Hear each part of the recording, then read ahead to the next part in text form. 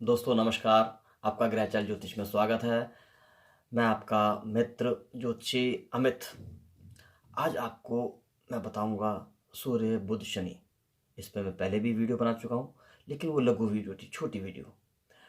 अब मैं आपको इस वीडियो के माध्यम से इन तीनों का विस्तार पूर्वक एक सार बताने की चेष्टा करूंगा, जिसमें कुछ आदतें निशानियों के तौर पर मौजूद हैं।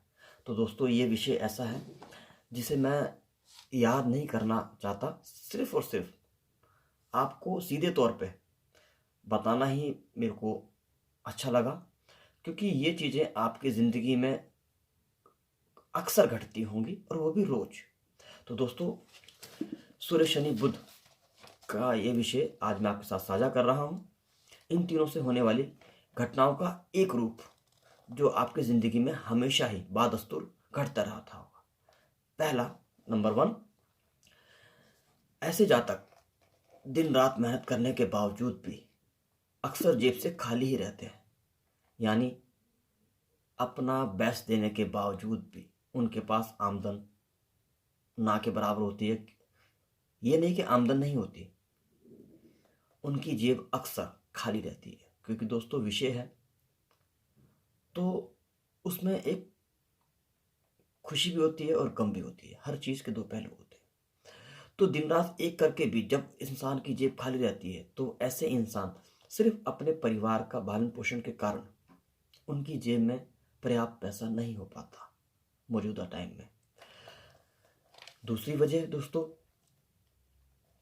व्यापार शुरू करते ही ऐसे जातक जब कभी अपना व्यापार शुरू करते हैं, खुद से कोई काम शुरू करते हैं, तो उनके व्यापार को या तो ठीक चलता है या गृहस्थी ठीक चलती है उनकी। दोनों में उनके लिए तालमेल बिठाना काफ़ी असंभव सा हो जाता है, किंतु फिर भी वो इसे भगवान की नियति या किस्मत या बदकिस्मती कहें का हिस्सा मान लेते हैं। तीसरा, वक्त की तरह हमेशा ही दूसरों के बनते काम बिगड़ते देखता है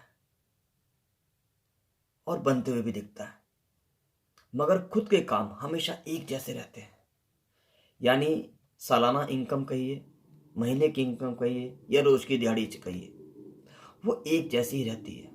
कुदरती तौर पर अगर कोई मदद मिलती है तो उसे गिफ्ट के तौर पर हम कह सकते हैं कि कई बार किस्मत खुल जाती है तो आमदन ज़्यादा हो जाती है, मगर सामान्य दिन या सामान्य साल हमेशा एक जैसे ही रहते हैं उनके लिए।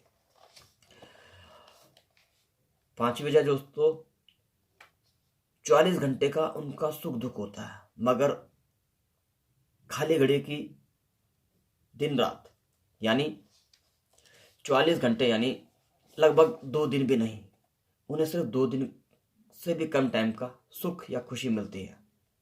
और उनका जीवन ऐसा होता है जैसे बिना पानी का घड़ा। पानी हमारे में जीवन है, यानी लाइफ कब तक चलेगी, लेकिन वो सूखा होता है। यानी उन लोगों में ना लाइफ को जीने के प्रति कोई उमंग नहीं होती, बस वो एक धारा प्रवाह के थ्रू बहते रहते हैं। हमेशा आय की खोज में ही अपना जीवन निकाल देते हैं, चाहे खुद का ही धंधा क्यों ना हो। दोस्तों, छठी वजह, राहु अगर ऐसे जातकों के बुरे घरों में हो तो ससुराल व सोच विचार दोनों ही मनहूस साबित होती हैं ऐसे लोगों के लिए। मतलब वो जो सोचते हैं वो पूरा नहीं कर पाते। ससुराल से कोई मदद के नाम पर सिर्फ तसल्लियां मिलती हैं, और ससुराल में मान इज्जत कहूं सिर्फ बातों की ही होती है और कुछ नहीं होता उनके जीवन में। सातवीं बेटा वजह जो होती है, ना लाभ ना हानि, बराबरी करते करते जिंदगी गुजर जाती है। मतलब खर्चा इनकम दोनों बराबर जैसी होती है,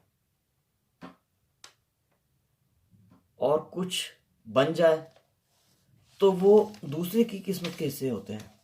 यानी उनके पास अगर आमदन ज़्यादा आ गई तो उनके भाई, स्त्री, माता पिता या उनके बच्चों की वजह से ही उनके जीवन में कोई बदलाव या घर में कोई नई वस्तु का आना, ज़मीन जायदाद आदि खरीदी जाती है। जिसके लिए पैसा उनके पास आता है, जिसकी वजह तो वो खुद कह सकते हैं, मगर अक्सर वो वजह खुद नहीं होते, उनके रिश्तेदार होते हैं। 8वीं वजह दोस्तों, खुद तो सुलझे हुए हैं मगर बातों की उलझनें उन्हें हमेशा उलझा के रखती हैं। यानी बातों को समझकर भी वो एक उलझन सा महसूस करते हैं और बातों में इतने फेर होते हैं उनकी कि वो कभी किसी भी बात का एक सीधा जवाब नहीं दे पाते जब वो बात उनसे जुड़ी होती है। 9वीं वजह, अगर ऐसे जातक सादगी पसंद होते हैं तो उनके परिवार वाले इस बात को लेकर हमेशा परेशान रहते हैं कि इनका जीवन बिल्कुल ही नीरस है। ये ना कोई शौक रख रहे हैं, ना इनमें कोई उमंग है, ना मस्ती है, ना मजाक है। 10वीं वजह दोस्तों, काम धंधे पे अगर ऐसे लोग काम वफादार होते हैं और वक्त पर पहुंचने के आदी होते हैं मगर वक्त इनकी कदर नहीं करता, मतलब ये लोग अगर टाइम के पंचुअल भी होते हैं तो इनको उस टाइम का कोई फल नहीं मिलता। जैसे कोई लोग टाइम की कदर करते हैं तो उन्हें अप्रिशिएट मिलती है, उनके उस चीज़ का लाभ मिलता है, कुलीगों से उनको मदद मिलती है, मगर उनको ऐसा कुछ नहीं मिलता। वो बस एक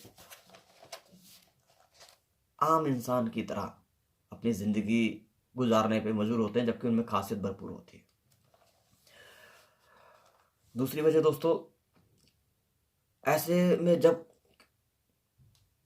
ऐसे इंसानों के बुध अगर कुंडली में, वास्तु में या दैनिक ग्रहों में खराब हो तो अपनी कदर को घटा कर ही रखते हैं। मतलब ऐसे इंसान ऐसी बातें करते हैं जिससे दूसरों का दिल बैठ जाता है, दुख जाता है। वो लोग अपनी कदर करवाना नहीं जानते होते।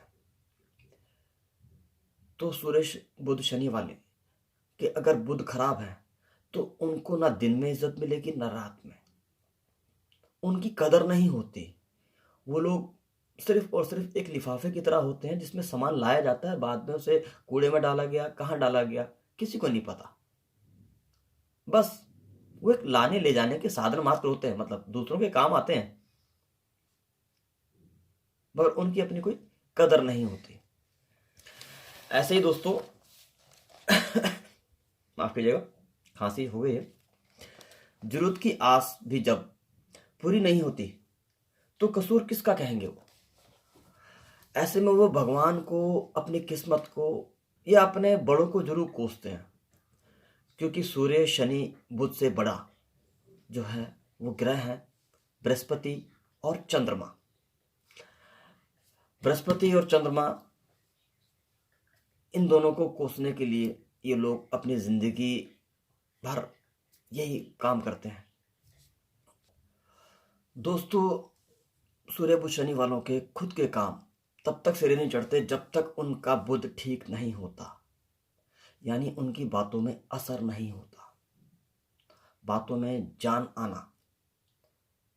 वो असर जो कि बुध खराब होने से शनि खराब हो जाता है और शनि खराब होने से सूर्य खराब हो जाता है। आगे बढ़ते हैं दोस्तों।